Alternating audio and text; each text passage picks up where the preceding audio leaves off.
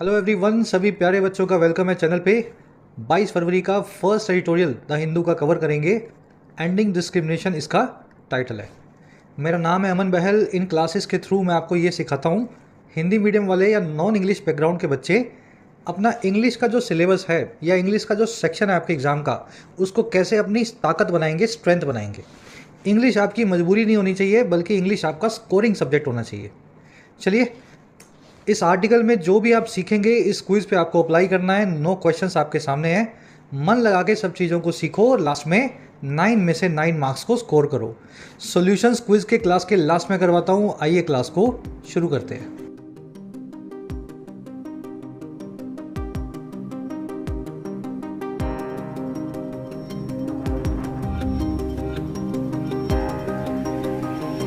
Alright, कह रहा है जी एंडिंग डिस्क्रिमिनेशन।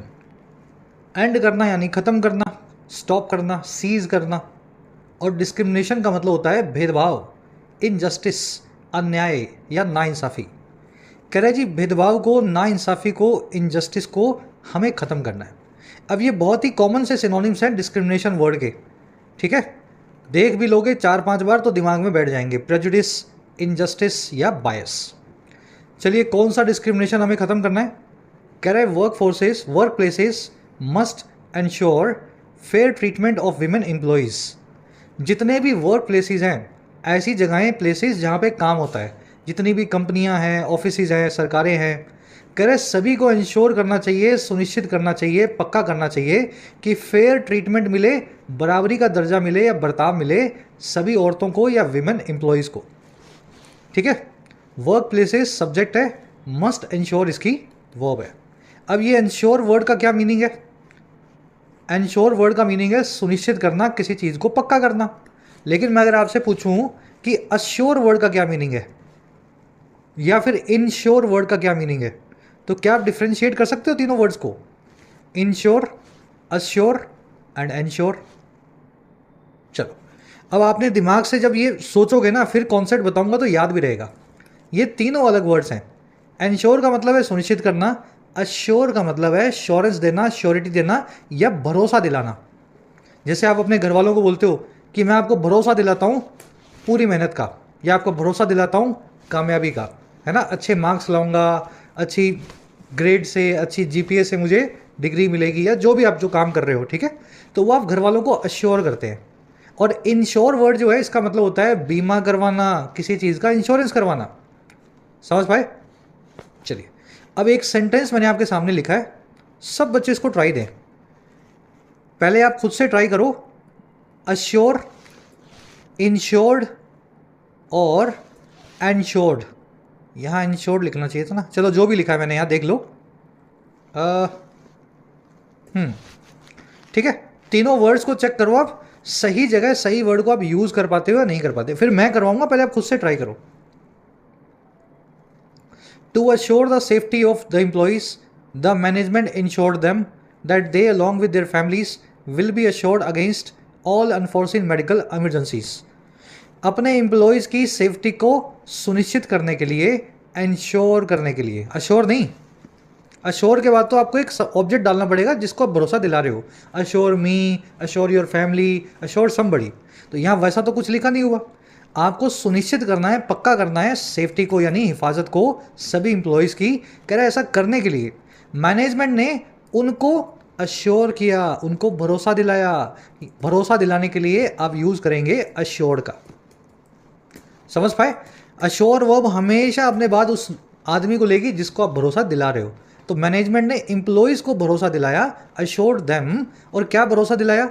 कि वो जो सारे एम्प्लॉयज़ हैं उनकी फैमिली के साथ साथ वो इंश्योर किए जाएंगे, उनको बीमा करवाया जाएगा, इंश्योरेंस किया जाएगा, विल बी इंश्योर्ड, ठीक है। और किसके खिलाफ? सारी अनफोर्सिन मेडिकल इमरजेंसीज के खिलाफ। ऐसी इमरजेंसी जो स्वास्थ्य से, मेडिकल से जुड़ी हैं और अनफोर्सिन है, जो आप पहले से अंदाजा नहीं लगा सकते। कोई बीमार हो गया, एक्सीडेंट हो गया, अनफोर्सिन। चलिए, कॉन्सेप्ट मेरे ख्याल से दिमाग में बैठ गया होगा। नहीं बैठा है तो भी कमेंट से बताना, और बैठ गया हो तो लिख दिया करो सर कॉन्सेप्ट क्लियर। चलिए बढ़े आगे। आर्टिकल की सारी वोकैब पे नज़र डालेंगे। 5 वर्ड्स हैं, डिटेल में देख लो ताकि इसको स्मूथली पढ़ सको। क्लास को एक लाइक दे दें, एक शेयर दे दें, नए बच्चे चैनल को सब्सक्राइब करें 5 मिनट में समझ में आ गया होगा आपको कि बेसिक लेवल से इंग्लिश को यहाँ अप्रोच करवाया जाता है। शाम को 6:30 बजे का अलार्म लगा लो, इसी वक्त ये क्लास आती है। आगे बढ़ने से पहले YET योर इंग्लिश ट्यूटर आपकी अपनी ऐप को डाउनलोड करें। iOS और एंड्रॉयड दोनों पे अवेलेबल है। फर्स्ट कमेंट में एप्लीकेशन का लिंक आपको दिया गया है। एप्लीकेशन का ऑब्जेक्टिव है आपके एग्जाम्स की प्रिपरेशन, SSC हो, बैंकिंग हो, UPSC हो, किसी भी एग्जाम के लिए ऐप के थ्रू आप एक्स्ट्रा क्लासेस के थ्रू प्रिपेयर कर सकते हैं। जैसे राइटिंग का कोर्स है जिसमें आप लगभग 50 घंटे में इंग्लिश राइटिंग सीख सकते हैं किसी एग्जाम के लिए। यूनिक कोर्स है इंडिया में, ऐसा कोर्स आपको शायद कहीं और नहीं मिलेगा। Take the benefit of the course if you want it. इसी तरीके से आपको UPSC का कोर्स मिलेगा जिसमें UPSC के हिसाब से आप राइटिंग सीख सकते हैं, अपने मीडियम को माइग्रेट कर सकते हैं किसी भी लैंग्वेज से इंग्लिश में। इसमें CSAT, ऐसे writing, precis writing, grammar, vocab, answer writing, हर एस्पेक्ट कवर्ड है। UPSC कोर्स के साथ साथ आप बैंकिंग और SSC के कोर्स भी अवेल कर सकते हैं एप्लीकेशन पे, जिसमें बैंक SSC के सारे वैरायटी ऑफ क्वेश्चंस को अप्रोच करना सिखाया गया है। मैक्सिमम मार्क्स को कैसे स्कोर करना है मिनिमम टाइम में, इन दोनों कोर्सेज के अंदर आप SSC बैंक का जो है देखेंगे। ऐप का लिंक कमेंट सेक्शन में दिया गया है, जरूर से इसको डाउनलोड करें। और कोई आपकी क्वेरी हो किसी कोर्स से रिलेटेड तो आप इस नंबर पे टीम से कांटेक्ट कर सकते हैं व्हाट्सएप के थ्रू। चलिए वोकैब शीट थोड़ा सा जूम इन कर रहा हूँ मैं, टेलीग्राम से आपको मिल जाएगी, वहाँ से आप डाउनलोड कर सकते हैं इसको। पहला वर्ड है आर्केइक, नया वर्ड है आपके लिए। आर्केइक का मतलब होता है बहुत पुराना, ऐसी चीज़ जो प्रचलन से, चलन से बाहर हो चुकी है, ऑब्सोलीट हो चुकी है, ओल्ड फैशन्ड है। जैसे टाइपराइटर हो लेकर के कोई आदमी घूम रहा हो आजकल, या वो बड़ा सा कैमरा लेके घूम रहा हो जिसमें से फ़ोटो निकल जाती है हाथों हाथ। पहले आता था एक कैमरा 40 साल पहले, 30 साल पहले, आप फ़ोटो खींचो और हाथों हाथ वो फ़ोटो प्रिंट कर देगा। आजकल उसकी ज़रूरत नहीं है ना। तो ये सब आर्केइक चीज़ें हैं, ओल्ड फैशन्ड या ऑब्सोलीट स्टफ है। Some government departments need to shun their archaic ways of functioning. कुछ सरकारी डिपार्टमेंट्स को ज़रूरत है कि वो अपने पुराने तरीकों को फंक्शनिंग करें या काम के उनको शन करें। शन करना यानी त्याग देना। और क्या करें, और एम्ब्रेस करें मॉडर्नाइजेशन को, अपनाएं वो आधुनिकीकरण को। समझ गए ना, मॉडर्न जो है वेज ऑफ फंक्शनिंग को। आज भी कई गवर्नमेंट डिपार्टमेंट्स में कंप्यूटर्स नहीं मिल रहे हैं, स्टेट गवर्नमेंट्स में हाथों से लोग अभी भी जो है काम कर रहे हैं, रजिस्टर बना बना करके, है ना। तो ये सब आर्केइक वेज ऑफ फंक्शनिंग है जिनको छोड़ देना चाहिए। आर्केइक को ऑब्सोलीट, एंटिक्वेटेड, प्रिमिटिव या एंशिएंट भी बोलते हैं। You will see this word in the article today. चलिए अगला वर्ड है अंडरटोन। देखिए टोन का मतलब होता है आवाज़, अंडर यानी नीचे की। अंडरटोन का मतलब होता है किसी चीज़ के, जो बात मैं आपसे बोलूं उसके नीचे छुपा हुआ इंटेंट, उस बात के अंदर गुपचुप की गई बात, या वो वाला इशारा जो आपको मैंने सीधे सीधे तो नहीं बताया लेकिन मैंने आपको इनडायरेक्टली दिया। तो किसी भी चीज़ का इनडायरेक्ट या इम्प्लिसिट मीनिंग कहलाता है अंडरटोन। ठीक है, अब देखो अंडरटोन वर्ड को ओवरटोन भी बोलते हैं। अंडर की टोन है चाहे ओवर की टोन है, उस टोन से हटके है जो बात मैंने आपको बोली है उससे सीधे सीधे मीनिंग नहीं निकल रहा है। ओवरटोन, अंडरटोन हालांकि देखने में लगता है एक दूसरे के उल्टे हैं, लेकिन ये दोनों एक दूसरे के सिनोनिम्स हैं। याद रखना इन दोनों वर्ड्स को। The arrest of opposition leaders before the elections have political undertones. Opposition leaders का जो अरेस्ट है, उन पे जो छापेमारी है इलेक्शन से ठीक पहले, इस पूरी बातचीत में, पूरे मामले में राजनीतिक अंडरटोन्स या ओवरटोन्स आपको दिखेंगी, इम्प्लिसिट या इनडायरेक्ट मीनिंग दिखेगा। चलिए अगला वर्ड है हमारे पास डेबिलिटेट। डेबिलिटेट का मतलब होता है किसी को कमज़ोर बनाना। लेकिन कमज़ोर कैसे बनाना? किसी का पाँव तोड़ दो तो वो चल ना पाए, किसी का हाथ तोड़ दो तो वो काम ना कर पाए, किसी का सर फोड़ दो तो वो, समझ पा रहे हो, किसी इंसान को फिजिकली या मेंटली अगर आप क्रिपल करते हैं, अपाहिज बनाते हैं, इस तरीके को बोलते हैं डेबिलिटेट करना, है ना। इस तरीके से जो है वीक बनाने को बोलते हैं डेबिलिटेट करना। Protected strikes have debilitated the industry.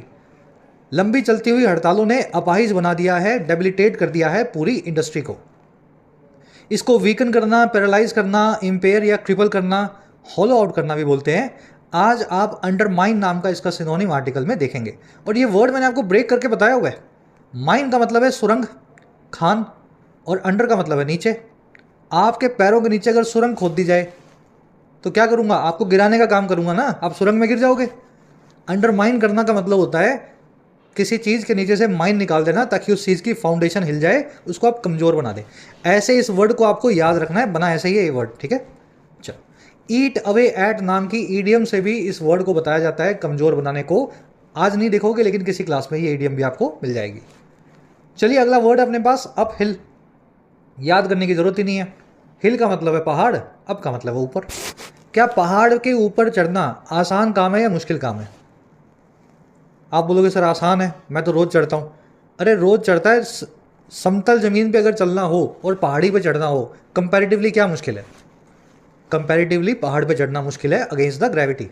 तो कोई भी काम जब आप मुश्किल वाला करते हो वो अप हिल काम होता है, बिल्कुल पहाड़ पे चढ़ने जैसा होता है। जैसे 2 महीने में किसी एग्ज़ाम की तैयारी करना, it is an uphill battle. 2 महीने में किसी एग्ज़ाम को तैयार करना बहुत मुश्किल काम है। She has fought an uphill battle to achieve this success. इस महिला ने एक बहुत मुश्किल बैटल को, अपहिल बैटल को, पहाड़ पे चढ़ने वाली बैटल को फोर्ट किया है, फाइट किया है, इस सक्सेस को पाने के लिए, कामयाबी को हासिल करने के लिए।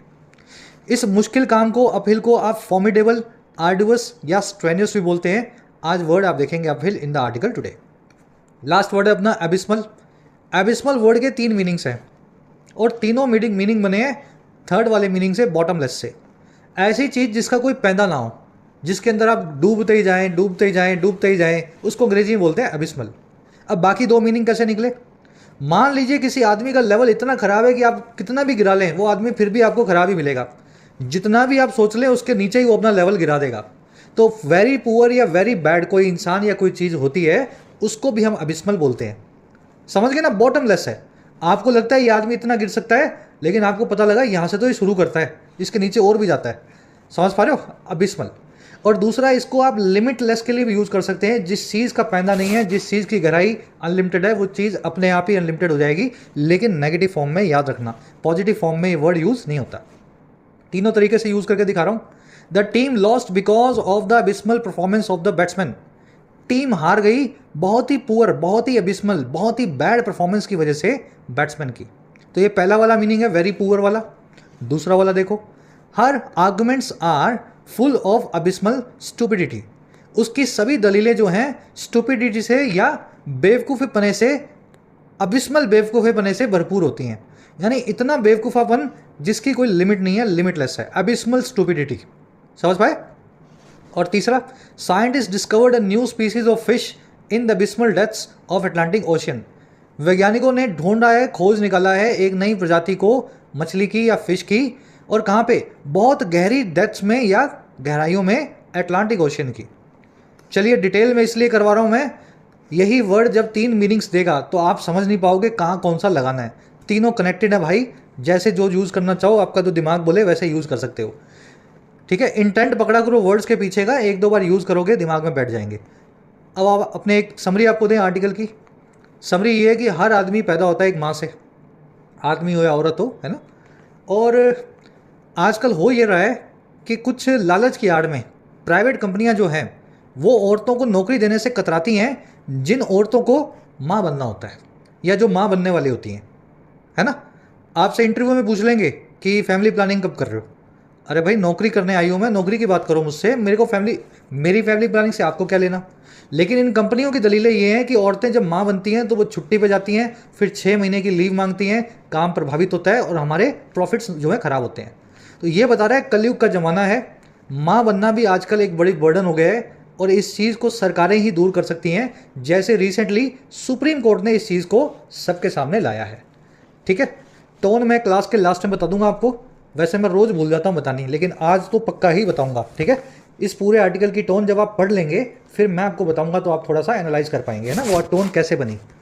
चलिए, कह रहा the supreme court of India has come out heavily against another archaic idea with patriarchal overtones. इतना ही पढ़ लें। कह रहे जो सुप्रीम कोर्ट ऑफ इंडिया है, ऑनरेबल एससी है, वो कम आउट हुई है हैविली।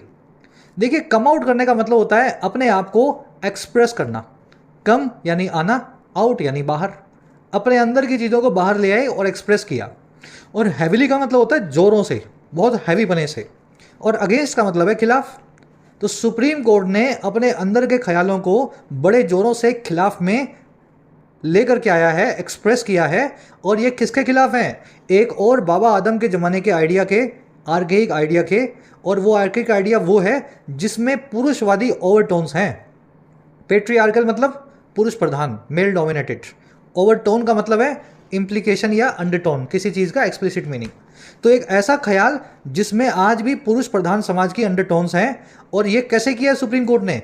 ये सारा काम किया है by observing that rules with penalise women employees for getting married are unconstitutional. ये सुप्रीम कोर्ट ने ऑब्जर्व करके किया है, इस चीज़ को सबके सामने बता के किया है कि कोई भी ऐसा कानून, ऐसा कोई भी रूल जो सजा दे औरतों को या औरतों एम्प्लॉयज़ को, और किस लिए, शादी करने के लिए, गेटिंग मैरिड होने के लिए, वो कानून ही अनकॉन्स्टिट्यूशनल है, असंवैधानिक है, संविधान के खिलाफ है। समझ गए? चलिए, supreme court of India verb है इसकी has come out against. Come out against किसी चीज़ के खिलाफ जोरों शोरों से बोलना, अपने अंदर की सारी बात को रख देना। हैविली यहाँ पे एडवर्ब है, इस एक्शन के लिए यूज़ की गई है। रूल्स जो है, रूल्स की वर्ब है आर। रूल्स आर अनकॉन्स्टिट्यूशनल, असंवैधानिक। रूल्स के लिए विच आया है और विच की वर्ब है पिनलाइज। पिनलाइज करना यानी किसी पे पेनल्टी लगाना, किसी को सजा देना। पिनलाइज एक वर्ब है, पेनल्टी एक नाउन है। पैट्रियार्कल पुरुष प्रधान। ओवरटोन या अंडरटोन यानी किसी चीज़ के अंदर का इम्प्लिसिट मीनिंग। आर्केइक यानी पुराना, ऑब्सोलीट, एंटिक्वेटेड, जो चलन से बाहर हो, ओल्ड फैशन्ड हो। चलिए और आगे बढ़ते हैं। ये कम आउट अगेंस्ट, मैंने आपको जो फ्रेजल वर्ब बताई, ऐसी एक और फ्रेजल वर्ब भी है और इससे मिलता जुलता मीनिंग रखती है। याद रख सको तो बहुत अच्छी बात है। Come down heavily on someone, ये क्या है? Come out heavily against someone. Against something या समवन, किसी चीज़ के खिलाफ बढ़ चढ़ के बोलना। और ये क्या है? Come down heavily on someone. इसका मतलब है टू क्रिटिसाइज और पिनलाइज समवन हैविली।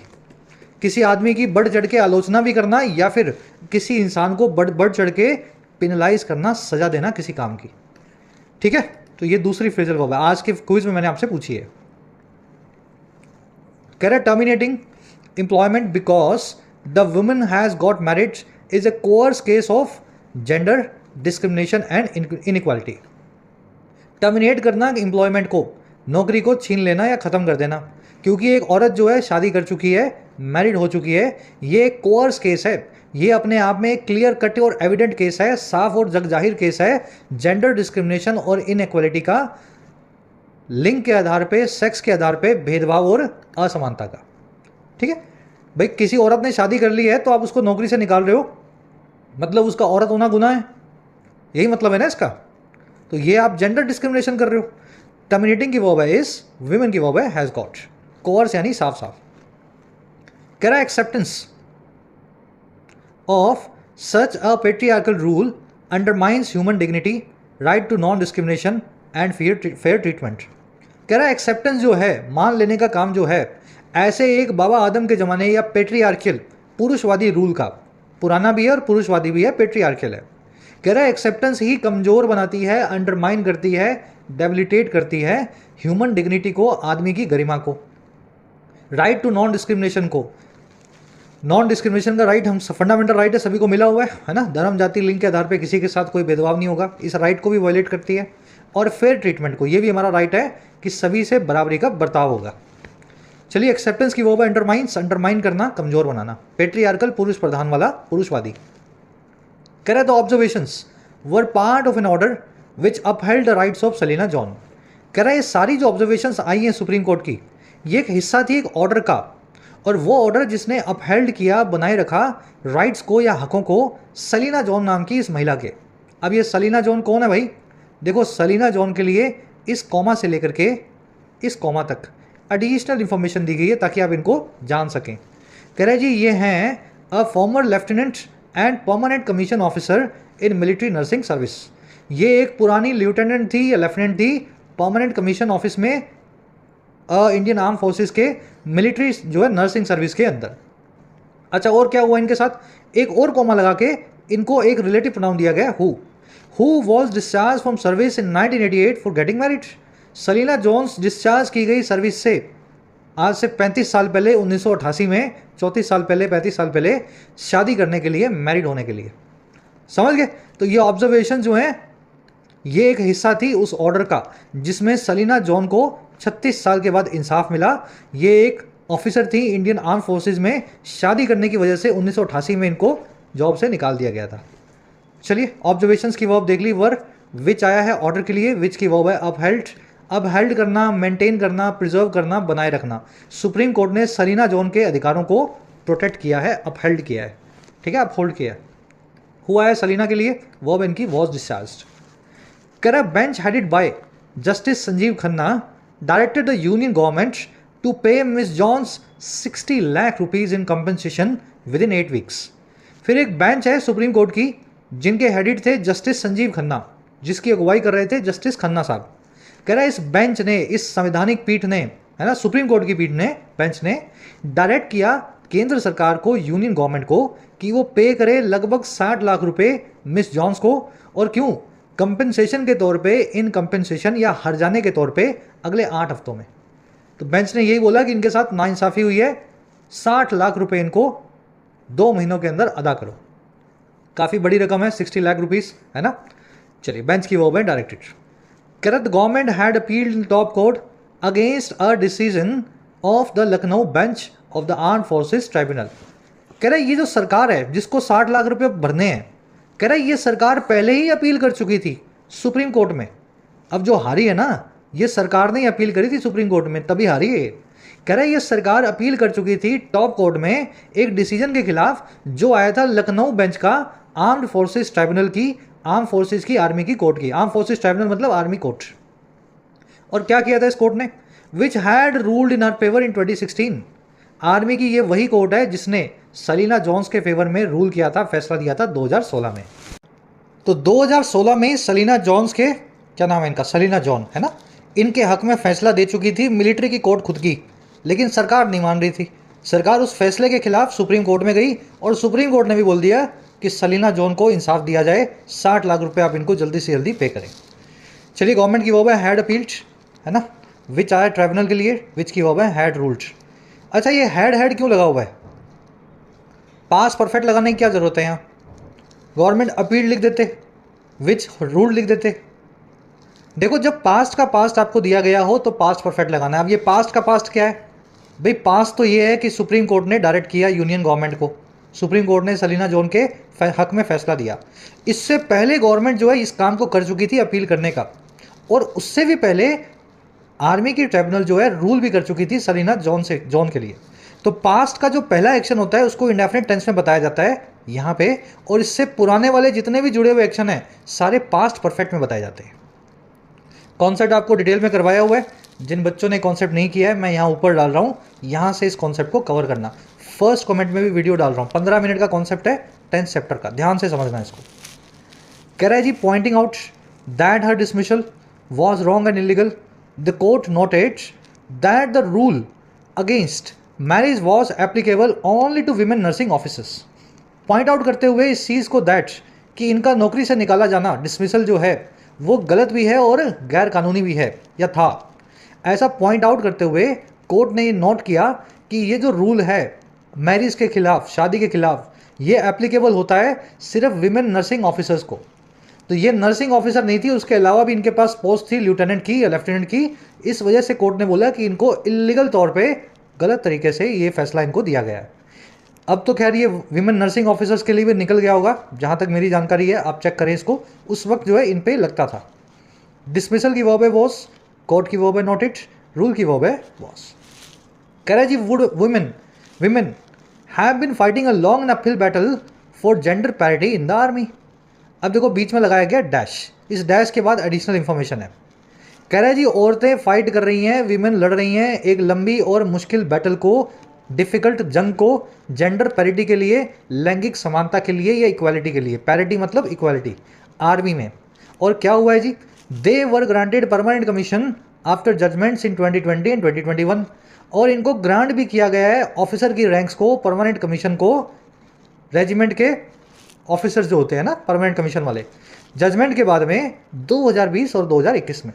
तो अब तो ये मामला हो गया कि ये जो वीमेन ऑफिसर्स हैं हमारी आर्मी के अंदर, वो बटालियन को भी लीड कर सकती हैं, ठीक है ना। परमानेंट कमीशन उनको मिल गया है। शायद ऑन द बैटलफील्ड नहीं कर सकती है, ऑफ द बैटलफील्ड कर सकती है, लेकिन 2020-21 में ये बैटल इतना आगे तक पहुंच चुकी है। विमेन की वर्ब है हैव बीन फाइटिंग, दे की वर्ब है वर ग्रांटेड। दे आया है विमेन के लिए यानी औरतों के लिए। अपहिल यानी बहुत मुश्किल, वेरी डिफिकल्ट, फॉर्मिडेबल।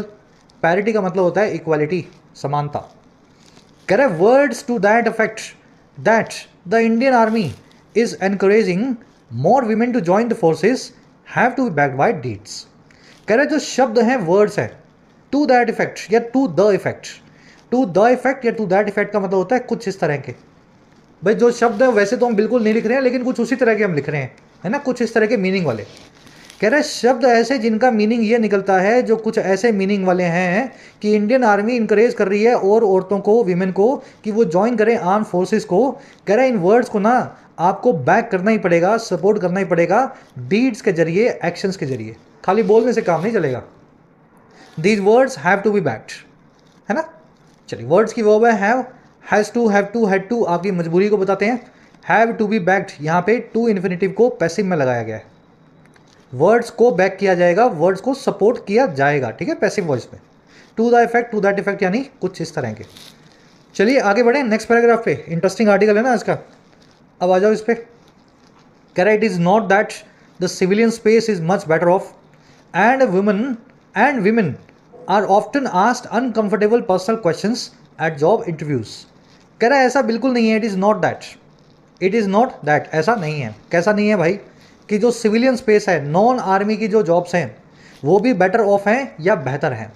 देखिए बेहतर के लिए आप बेटर भी लिख सकते हैं और बेटर ऑफ भी लिख सकते हैं, ठीक है। बेटर ऑफ में एक देन वाली फीलिंग आती है, ऐसा समझ लो दोनों एक ही वर्ड्स हैं। बेटर ऑफ में देन वाली फीलिंग लगाने के लिए आप ऑफ डबल एफ का इस्तेमाल करते हैं।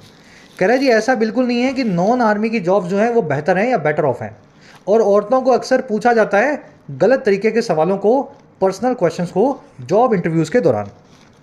चलिए सिविलियन स्पेस की वर्ब है इस बेटर ऑफ यानी बेहतर, और इसका बिल्कुल उल्टा होगा वर्स ऑफ यानी बदतर, है ना। विमेन की वर्ब है आर आस्ट। मैं इसको विमेन क्यों बोल रहा हूँ बार बार? देखो सिंगुलर औरत के लिए यूज़ करते हैं आप वुमन, और आदमी के लिए यूज़ करते हैं मैन। सिंगुलर एक आदमी मैन, एक औरत वुमन, वुमन। लेकिन जब आपके पास ज़्यादा होते हैं एक से, तो आप इनको बोलते हैं मेन, MAN से बना देते हैं मेन। और वुमेन को बोलते हैं, बोलने में तो ऐसा आएगा वुमेन, ऐसा नहीं, इनको बोलते हैं वीमन, वी मन। समझ पाए मेरी बात को? क्या समझाना चाह रहा हूँ? बोलने में आपको ये वर्ड सही से यूज़ करने हैं। एक आदमी को मैन, एक औरत को वुमन, वुमन। एक से ज़्यादा को मैन और एक से ज़्यादा औरतों को वीमेन। तो ये वीमेन है, प्लूरल वाला यूज़ किया है। Correct, they are quizzed about future plans on marriage and motherhood. उनसे जांच पड़ताल होती है, सवाल पूछे जाते हैं फ्यूचर प्लान्स को लेकर के, शादी के लिए और मदरहुड के लिए, माँ बनने के लिए। कब शादी करोगी, कब माँ बनोगी, उसी हिसाब से तुम्हें नौकरी पे रखेंगे। कहीं ऐसा ना हो तुम कोई बड़ी पोजीशन पे पहुंच जाओ और तुम बोलो मैं शादी कर रही हूँ या मैं माँ बनने वाली हूँ, तो हमारी कंपनी का क्या होगा, है ना। इस तरीके से इनके साथ सवाल होते हैं। दे की वो है आर क्विज्ड, क्विज करना, इंटरोगेट करना, क्वेश्चन करना। मदरहुड यानी ममत्व, मैटर्निटी, माँ बनने की प्रक्रिया, प्रोसेस। और चलिए एक कॉन्सेप्ट आपको मैं यहाँ करवा देता हूँ। ये जो वर्ड आप देख रहे हो ना फ्यूचर प्लान्स, टेक्निकली ये वर्ड आपको यूज़ नहीं करना चाहिए, ये फ्रेज आपको यूज़ नहीं करना चाहिए। फ्यूचर प्लान्स कौन से प्लान्स होंगे जो फ्यूचर में होंगे? अरे प्लान्स तो सभी फ्यूचर के ही होते हैं ना। आप कभी अपना पास्ट प्लान कर सकते हो? आज जैसे 22 तारीख है, आप ये करो, बताओ मुझे 20 तारीख का कुछ प्लान कर सकते हो आप बैठ के?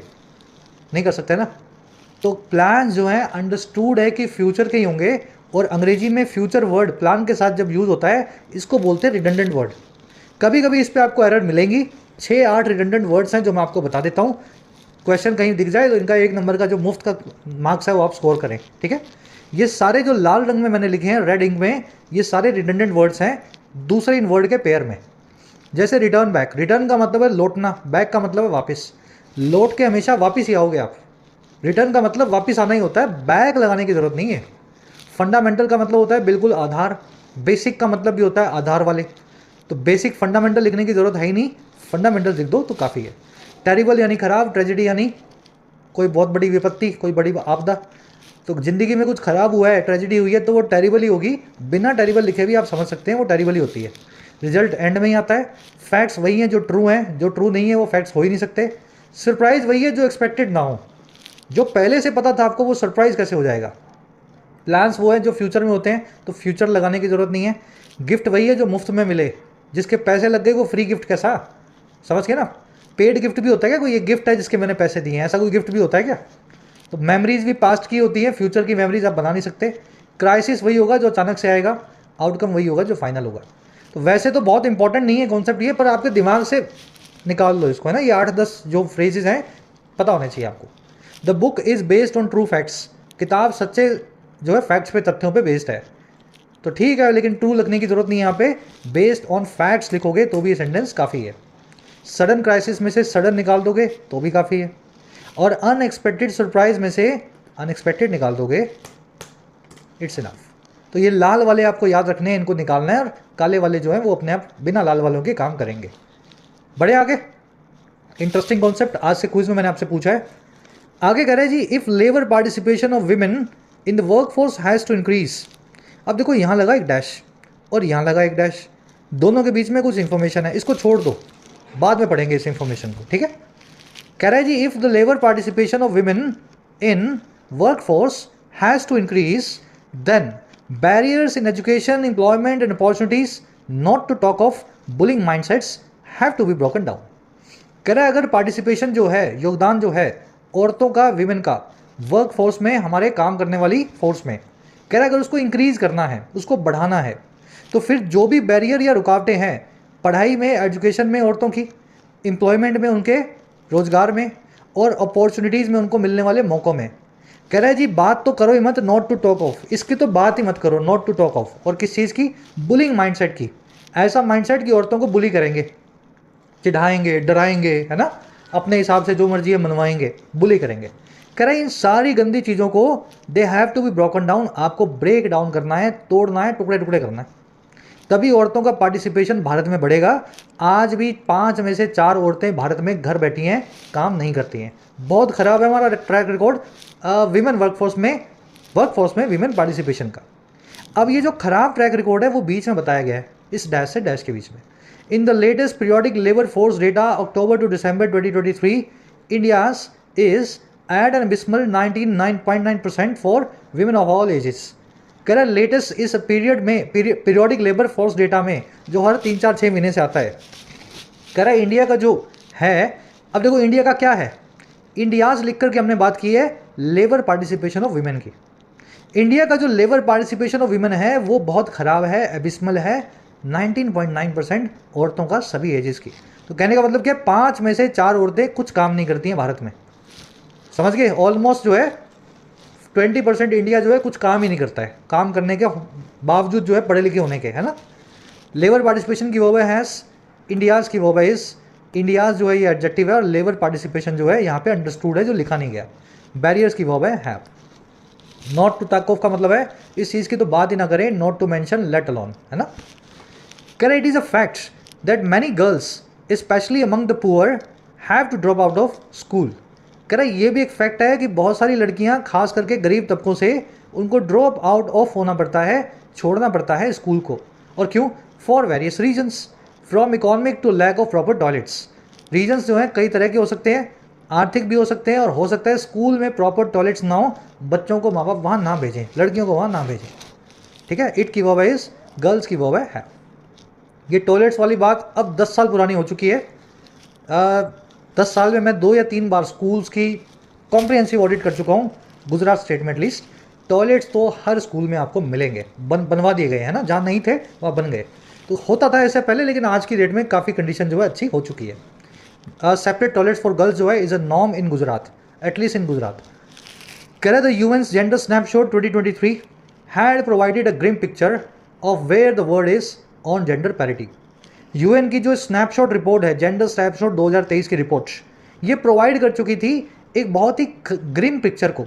ग्रिम का मतलब है प्लेन एंड ग्लूमी, ऐसी चीज़ जो प्लेन यानी साफ हो और ग्लूमी यानी उदास करने वाली हो। तो इसने ग्रिम पिक्चर दिखाई थी, और किस चीज़ की? ऑफ लगा के बता रहा है, वेयर द वर्ल्ड इज़, दुनिया कहाँ आ चुकी है, वेयर द वर्ल्ड इज़, और किस मामले में? ऑन जेंडर पैरिटी, जेंडर को लेकर के समानता पे। तो ये पिक्चर जो है इस रिपोर्ट में आ चुकी है। और कैसे आई है? Pointing out that if course correction measures are not taken, the next generation of women will spend a disproportionate amount of time on house work and duties compare to man. ये report में point out करके इन्होंने बताया कि अगर course correction हमने नहीं किया, करेक्शन यानी सुधार, कोर्स मतलब रास्ता, अगर हमारे तरीकों में और रस्तों में सुधार हमने नहीं किया, हम लाइन पे नहीं आए, तो मेजर्स का अगर हमने ऐसे नहीं लिए ना, मेजर्स आर नॉट टेकन, तो अगली जो पीढ़ी है औरतों की, वो स्पेंड करेगी एक बहुत बड़ा अमाउंट ऑफ टाइम। डिसप्रोपोर्शनेट मतलब बहुत बड़ा, आउट ऑफ प्रोपोर्शंस। दिन में 16 घंटे आप जगते हो और 16 में से 10 घंटे आप यही काम करोगे। तो कौन सा काम करोगे? घर का काम का कामकाज, हाउस वर्क या वो ड्यूटीज़ जो कंपेयर टू मैन होंगी। भाई आदमी करेगा 2 घंटे और औरतें करेंगी 10 घंटे। ज़्यादातर टाइम जो है वो घर के चौके बर्तन में निकालेंगी। और क्या करेंगी? And stay off leadership roles, stay off करेंगी, दूर रहेंगी लीडरशिप रोल से। ठीक है, तो ये जनरल स्नैपशॉट है 2023 का। इस स्नैपशॉट की वर्ब है हैड प्रोवाइडेड, वर्ड की वर्ब है इज, मेजर्स की वर्ब है आर नॉट टेकन, जनरेशन की वर्ब है विल स्पेट, और जनरेशन की दूसरी वर्ब है विल स्टे ऑफ। डिसप्रोपोर्शनेट मतलब बहुत बड़ा, प्रोपोर्शन से बाहर। कह रहे the schemes routinely announced by the government for girls and women will mean little on the ground। कह रहे ये सरकारें जो स्कीम बना रही हैं वो स्कीम्स जो रूटीनली अनाउंस्ड हो रही हैं सरकार के द्वारा औरतों और गर्ल्स के लिए, लड़कियों के लिए, इनका मीनिंग बहुत कम है। They mean very little. और कब? ऑन द ग्राउंड, यानी ज़मीनी हकीकत पे। और कब? कह रहा है if they have to abide by restrictive societal या सोशल एंड कल्चरल नॉर्म्स। अगर इन स्कीम्स को ही अबाइड बाय करना पड़े, फॉलो करना पड़े, पाबंदी लगाने वाली सामाजिक और सांस्कृतिक नॉर्म्स को, सरकार की स्कीम्स में ही नॉर्म्स को, पुरुषवादी समाज की रेस्ट्रिक्शंस को अगर तवज्जो मिले तो वो स्कीम कुछ काम नहीं करेंगी। On the ground they mean little. Schemes की वर्ब है विल मीन, दे की वर्ब है हैव। अबाइड बाय करना, किसी चीज़ को सख्ती से फॉलो करना। कह रहे the court's words that rules making marriage of women employees and their domestic involvement a ground for disentitlement are unconstitutional should be heard by all organisations. Sentence थोड़ा tricky है। कह रहे हैं कोर्ट के जो शब्द हैं, वर्ड्स हैं, और क्या शब्द है भाई? ये सारे शब्द हैं कोर्ट के। समझ पाए? इसको अलग कर दो। शब्द ये हैं कोर्ट के कि कोई भी रूल्स जो बना दे शादी को औरतों की और या फिर उनकी डोमेस्टिक इन्वॉल्वमेंट की एक ग्राउंड, एक आधार उनके डिसएंटाइटलमेंट का, उनके अधिकार ना पाने का, नौकरी से निकाले जाने का, कह रहा है ये सारे रूल्स अनकॉन्स्टिट्यूशनल हैं, असंवैधानिक है। कह रहा है कोर्ट के जो ये वर्ड्स है ना इस टाइप के कि हर उस रूल को हम खत्म करेंगे, गिराएंगे। कह रहा है these words should be heard, in words को सुना जाना चाहिए। समझ पाए सब्जेक्ट को पकड़ना कितना जरूरी है? These words should be heard, in words को सुना जाना चाहिए हर एक आदमी के द्वारा, बाय ऑल ऑर्गेनाइजेशंस। क्यों? So that the work place becomes an enabler and not a hurdle, ताकि वर्क प्लेस एक इनेबलर बने, सक्षम देने वाला, सक्षम बनाने वाला, ताकत देने वाली चीज़ बने, ना कि आपके लिए एक हर्डल बने। Courts words should be heard, ये इसकी वर्ब है। रूल्स की वर्ब है आर। वर्ड कौन से हैं? दैट लगा के बताए गए हैं इस पूरे क्लॉज में। डिसएंटाइटलमेंट मतलब किसी चीज़ से आपका हक मार लेना है ना, आपको बोल देना कि नौकरी नहीं कर सकते, आप ये काम नहीं कर सकते, यहाँ नहीं जा सकते, आपके एंटाइटलमेंट या अधिकार से आपको वंचित करना। वर्क प्लेस की वर्ब है बिकम्स। चलिए, इंटरेस्टिंग आर्टिकल लगते हैं मुझे तो ऐसे पर्सनली, आप भी बताया करो, है ना। दिमाग इन्हीं से तो मैच्योर होगा, टीवी देख करके दिमाग थोड़ा ना मैच्योर होगा सारा दिन। कह रहे हैं suggested in the passage why are women quizzed about future plans on marriage and motherhood while applying for jobs in civilian space. जैसा कि सजेस्ट किया गया पैसेज में, औरतों को क्यों पूछा जाता है उनके आने वाले वक्त के प्लान्स को, शादी को लेकर के या उनके माँ बनने को लेकर के जॉब के वक्त। फ्यूचर प्लान्स मैंने जानबूझ के लिखा है क्योंकि आर्टिकल में ये वर्ड यूज़ हुआ था, ठीक है, तो वहीं से मैं उठा करके कोट करके आपसे क्वेश्चन पूछ रहा हूँ। टेक्निकली तो फ्यूचर निकल जाएगा ना यहाँ से। चलो, 4 आपको आंसर्स दिए मैंने और 3 बड़े बेहुदे हैं, एक ही आंसर सही बनेगा। औरतों से क्यों सवाल पूछते हैं? हिंदी में तो आप अभी बता दोगे, अंग्रेजी में सही आंसर को आपको चूज़ करना है। कोशिश करोगे आप, फर्स्ट कमेंट में आंसर डाल दिया है और मोस्ट प्रोबेबली सबका सही निकलेगा, है ना। ट्राई करो इसको। टोन मैंने आपको बतानी भूल गया, आज की टोन है वेलकमिंग। सुप्रीम कोर्ट के फैसले को वेलकम कर रहा है और साथ में है सजेस्टिंग, आगे के लिए सरकार के लिए सजेशन छोड़ रहा है, ठीक है। वेलकमिंग एंड सजेस्टिंग टोन में लिखा हुआ आर्टिकल है। बीच में 4 क्वेश्चंस हैं वोकैब पे। 1 वर्ड पूछा है किसी चीज़ के एक्सप्लिसिट मीनिंग के लिए, तो वो टोन वाला 1 वर्ड आपको याद होगा। 2 1 वर्ड्स हैं, दोनों में से कोई भी यूज़ कर लो। किसी पे कम डाउन हैविली करना, इस फ्रेजल वर्ब का मीनिंग पूछा है तो ये भी करवाया था। अप हिल वर्ड जो है, इसके साथ में कौन सा वर्ड फिट होगा? Up hill ruling, up hill battle या अप हिल डिस्क्रिमिनेशन, ठीक है। तो बड़ा इजी क्वेश्चन है ये, कर दोगे आप, मुझे पता है। अप हिल का मीनिंग निकाल लो और एक ही वर्ड उसके साथ सूट करेगा। और लास्ट में पूछा है टू द इफेक्ट या टू दैट इफेक्ट, इस फ्रेज का क्या मीनिंग है, ठीक है। तो हिंदी में भी लिख दोगे ना मीनिंग तो भी चला लूँगा मैं काम। आप तो हिंदी में मीनिंग बता दो इसका, अगर आपको समझ में आता है तो भी आपका आंसर सही है। चलो, यहाँ पे 6 7 8 9 में 4 एरर्स मिलेंगी। पहली एरर मिलेगी इस आर्टिकल के आसपास, ठीक है, ये वर्ड चेक कर लेना ज़रूर से।